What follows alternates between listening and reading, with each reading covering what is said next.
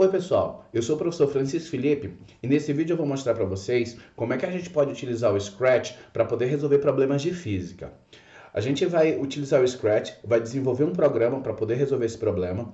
Além disso, a gente vai criar uma lista e exportar os dados dessa lista que vão poder ser utilizados em outros programas, como por exemplo o Calc, o Excel, onde vocês vão poder fazer gráficos e fazer análise desses dados. Então vamos lá. O Scratch ele pode ser encontrado nesse link aqui, ó, no scratch.mit.edu. A ideia desse vídeo, ela surgiu a partir de uma atividade que eu passei para os meus alunos, onde eles vão ter que desenvolver alguns programas para poder resolver problemas de física. Como exemplo de problema, nós vamos resolver esse problema aqui, ó, onde é nos dado o seguinte: imagine uma pista de brinquedo reta e um cronômetro que é disparado a cada 0,1 segundo, após o carrinho passar por um semáforo que se encontra a 1 metro de distância da origem da pista. Considerando que, ao passar pelo semáforo, a velocidade do carrinho era 3 metros por segundo e que ele manteve durante todo o percurso uma aceleração constante igual a 2 metros por segundo ao quadrado, determine a posição do carrinho em cada momento que o cronômetro é disparado. Faça um gráfico da posição em função do tempo. Então, esse aí é o enunciado do nosso problema. Primeiro passo, independente de fazer um programa ou você resolver numa folha de caderno, é você visualizar o problema. Então a gente vai visualizar o problema. Então o que é que eu tenho? Eu tenho um carrinho que ao passar pelo semáforo é disparado um cronômetro. Então aqui eu tenho o meu tempo inicial, 0 segundos. E são me dadas outras informações, como por exemplo, qual a localização desse semáforo. É me dada também qual a velocidade do carrinho ao passar pelo semáforo e a aceleração dele, que também é dita que é constante. Então essas aqui são as minhas condições iniciais e a gente vai utilizar ela no problema. E aí o que é que acontece? O carrinho ele se desloca e a cada 0,1 segundo que passa, esse cronômetro é disparado. E o carrinho ele não vai mais estar naquela posição inicial, ele vai mudar aqui a posição e é justamente essas posições que eu quero à medida que o tempo passa. Como a gente sabe, na física a gente utiliza muito para localizar um objeto a função horária do movimento. E a característica dessa função ela vai depender do tipo de movimento. Nesse caso nós temos um movimento em que a aceleração é constante, ou seja, a gente tem um movimento uniformemente variado. Então a função horária do movimento ela tem essa cara aqui, onde eu só preciso dessas minhas condições iniciais, ó. Eu só preciso da minha posição inicial, da minha velocidade inicial que também foi dada e da minha aceleração. Com isso, eu vou poder encontrar a posição do carrinho para cada valor de t. Basta eu substituir o t aqui e ir calculando essa posição. E aí o que é que o problema quer? Ele pede para eu determinar a posição do carrinho em cada momento que o cronômetro é disparado. Ou seja, ele quer que eu calcule essa posição a cada 0,1 segundo. Então eu vou ter que calcular várias posições. Para fazer isso na mão, isso seria um pouco inviável. Eu poderia calcular umas 10. Mesmo assim já seria muito. Então o que é bom a gente fazer? Fazer um programa onde o computador vai calcular para mim. E aí não importa, eu posso calcular 100 posições, 1000. Quem vai estar fazendo essas contas vai ser o computador. Para isso, como eu falei para vocês no início do vídeo, a gente vai utilizar o Scratch. Então vamos entrar lá no site do Scratch, usando esse endereço aqui. Se essa for a primeira vez que você está utilizando o Scratch, é importante que você venha em Inscreva-se, preencha, e aí vocês vão poder utilizar o programa de forma gratuita. Caso você já tenha um cadastro aqui nesse site, você vai em Entrar, vai preencher aqui os seus dados, e aí você vai entrar na plataforma. Aqui na plataforma você vai em Criar e aí você vai poder utilizar a ferramenta.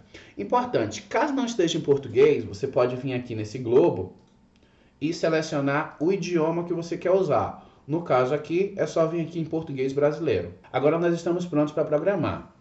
Aqui desse lado, vocês têm várias ferramentas onde elas estão separadas por categorias.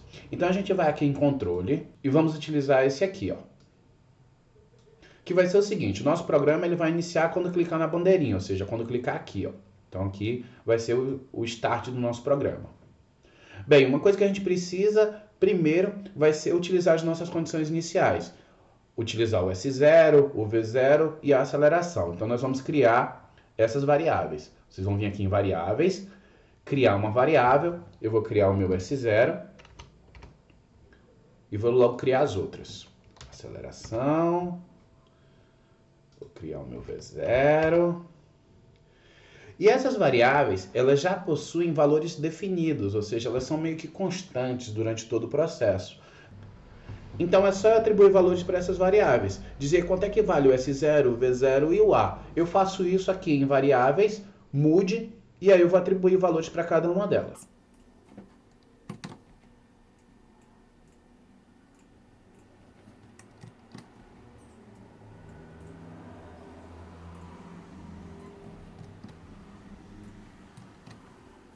Então já está tudo aí, ó. O S0 ele vale 1, o A ele vale 2 e o meu V0 vale 3. Eu também vou precisar o seguinte, eu sei que o meu tempo ele passa da seguinte forma, ó. Ele passa a cada 0,1 segundos, como vocês podem ver aqui na figura, ó. Vai 0, 0,1, 0,2, 0,3, 0,4. Então eu vou fazer o seguinte, eu vou criar uma variável para armazenar esse passo de tempo, que eu vou chamar de dt, e eu já vou atribuir o valor 0,1 para ela.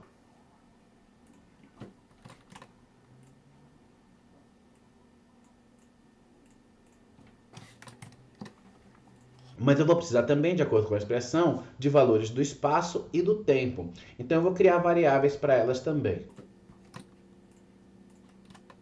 Então já criei a variável s e t. Eu vou definir inicialmente quanto é que elas valem. Então eu vou aqui atribuir valores. O s, ele inicialmente é igual ao espaço inicial. E o tempo, ele é 0. Bem, feito isso, já defini tudo. Agora eu preciso dizer para o programa calcular isso para mim várias vezes. Para fazer isso, eu vou em controle, onde eu vou encontrar aqui vários laços de repetição. Então eu tenho repetições, por exemplo, que podem ser dadas de acordo com a condição. Por exemplo, esse bloco aqui, ó. Repita até que, dada uma condição que eu posso colocar aqui dentro. Mas eu não vou usar isso aqui. Isso aí seria um equivalente a um while em outra linguagem. Eu vou utilizar um repita. Então eu vou usar esse aqui, ó. Repita 10 vezes. Esse aqui seria um equivalente a um for em outra linguagem. Então eu vou colocar aqui, repita 10 vezes, mas pode repetir até 100, ou quantas vezes eu quiser. E o que é que vai ser repetido aqui dentro? Vai ser repetido o cálculo do S. Então eu tenho que dizer que eu vou atribuir o valor para o S de acordo com essa expressão. Então eu vou vir aqui em variáveis novamente, mude quem? Mude o S. Eu vou precisar fazer essa soma aqui, então eu vou aqui em operadores, soma. Só que eu tenho que fazer uma soma que possui 3 partes, então eu vou colocar aqui, ó, mais uma soma dentro da outra soma. Então agora sim, eu posso somar 3 coisas. O que é que eu vou somar? Eu vou somar o meu S0, então eu vou colocar o S0 aqui dentro, ó.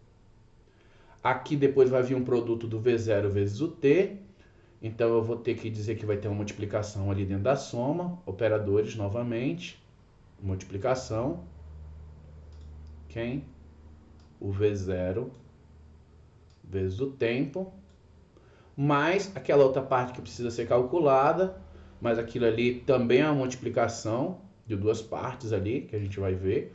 Vou colocar aqui, ó, uma multiplicação ali. Uma multiplicação de quem? Do A dividido por 2, então eu vou colocar uma divisão aqui, ó. Aqui dentro. De quem? Do A por 2. Digitar o 2 lá. Vezes o T ao quadrado. Em operadores eu não tenho como colocar um expoente, mas eu sei que T ao quadrado é T vezes T. Então eu vou colocar outra multiplicação aqui, ó. De quem? Do T vezes o T. T e T. Com isso eu consegui colocar aqui a expressão da função horária do movimento. Se ele simplesmente fizer isso aqui 100 vezes, ele vai ter todos os valores, porque todos os valores estão pré-definidos aqui em cima, ó. Mas a cada vez que ele repetir, ele vai estar usando o mesmo T. Então eu vou ter que dizer que cada vez que ele for repetindo, o t vai incrementando o 0,1. Então, eu vou fazer o seguinte, eu vou mudar a minha variável t. Vou dizer, mude o t para a soma do t com o dt. Então, eu vou colocar lá, ó. Primeira vez que ele vier, ele vai usar esses dados, com t igual a 0, vai fazer as contas, vai chegar aqui, vai mudar para o t vai virar 0 mais 0,1, então agora o t vai valer 0,1, vai voltar, fazer as contas, vai fazer isso novamente e vai fazer isso aqui 100 vezes, ou seja, vai calcular o s e o t 100 vezes. Mas até agora ele não está armazenando nada, ele só está calculando isso aí 100 vezes. Então vamos ver como é que a gente vai fazer para armazenar. Para armazenar os dados, nós vamos fazer uso de uma lista. Então a gente vai aqui em variáveis novamente e vamos criar uma lista. Eu vou criar uma lista de dados. Então apareceu aqui, ó, uma lista onde os meus dados vão ficar armazenados e quando eu clico nela, eu tenho a opção de importar ou exportar os meus dados no formato de um arquivo TXT. Bem, eu tenho que tomar um pouco de cuidado na hora de armazenar essas listas, porque se simplesmente eu mandar armazenar dentro dessa lista os valores do S e do T, pode acontecer o que aconteceu aqui, ó. Os dados virem dessa forma e assim fica complicado entender o que está acontecendo. Então nós vamos fazer o seguinte, nós vamos organizar os dados para que eles sejam armazenados dessa forma aqui, ó, onde eu vou ter o valor do tempo, ó, 0, 0.1, 0.2, 0.3 e aí vai. E do lado eu vou ter o valor do espaço. Esses dois dados eles vão ficar separados por ponto e vírgula. Então vamos ver como é que a gente vai fazer isso. Nós vamos pegar, criar uma variável linha,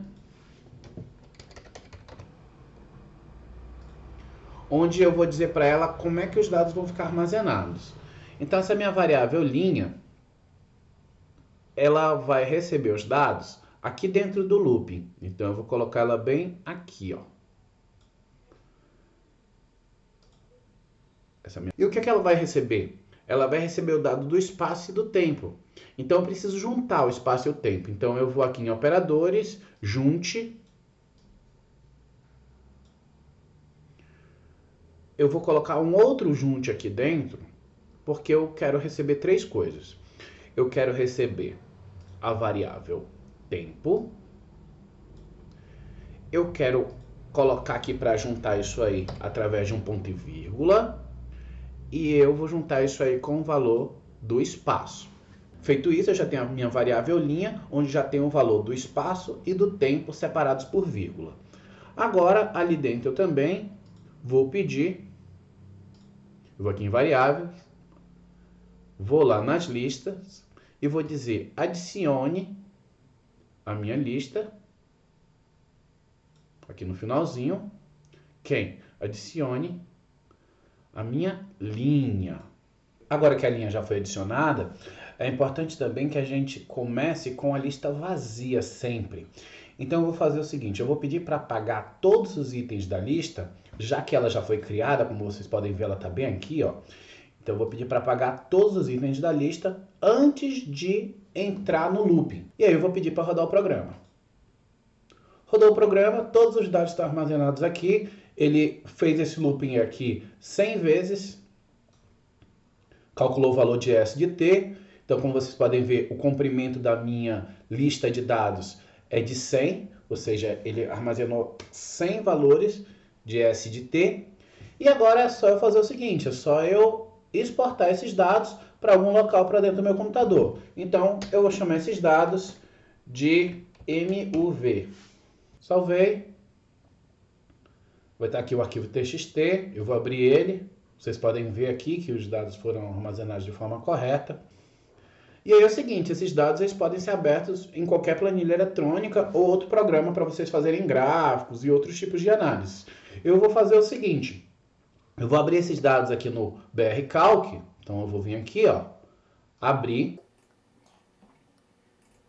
Ele vai mostrar uma caixa onde ele vai dar a informação de que o separador é o ponto e vírgula. Ó. Por isso que a gente resolveu separar o espaço e o tempo por ponto e vírgula, porque assim os dados já vão vir aqui bonitinhos em colunas. Então a minha primeira coluna eu tenho os valores do tempo E aqui eu tenho os valores de espaço. É importante chamar a atenção que os dados eles vão vir para cá com ponto ao invés de vírgula, já que eles estão utilizando o padrão americano. Então a gente vai vir aqui para editar, localizar e substituir, e vai dizer que no lugar do ponto nós vamos utilizar vírgula. E aí a gente vai pedir para substituir para todos. Feito isso, os dados já ficam corretinhos. A gente pode inclusive mudar o número de casas decimais aqui, se quiser. Colocar 2 casas, por exemplo. Com isso a gente conseguiu resolver a letra A da questão, que era ter o valor da posição a cada 0,1 segundo. A gente tem 100 valores aqui calculados. Na letra B ele pediu o gráfico. Já que eu estou aqui no Calc, eu vou aproveitar para fazer isso também. Então eu vou vir aqui em inserir gráfico. Vou dizer que eu quero um gráfico de dispersão XY. Vou dizer qual é a minha série de dados. Eu vou adicionar aqui. Vou selecionar ela. Quais são os valores de X? Clica aqui. Seleciona aqui na planilha os valores de X. Vou selecionar os valores de Y. E está pronto o meu gráfico. Como vocês podem ver, eu tenho uma parábola. Nesse momento alguém pode comentar: mas eu não poderia fazer todos os cálculos aí na planilha? Concordo, mas a ideia desse vídeo é justamente mostrar como desenvolver um programa para poder resolver um problema de física. Vocês viram que nesse programa a gente utilizou variáveis, a gente utilizou looping, a gente utilizou uma estrutura de dados que é a lista e no final a gente organizou os dados na forma que a gente precisa para poder fazer qualquer outro tipo de coisa depois. Então é isso, pessoal. Espero que vocês tenham gostado desse vídeo. Se ajudou de alguma forma, dá um joinha aí para incentivar, se inscreve no canal e até o próximo vídeo. Valeu!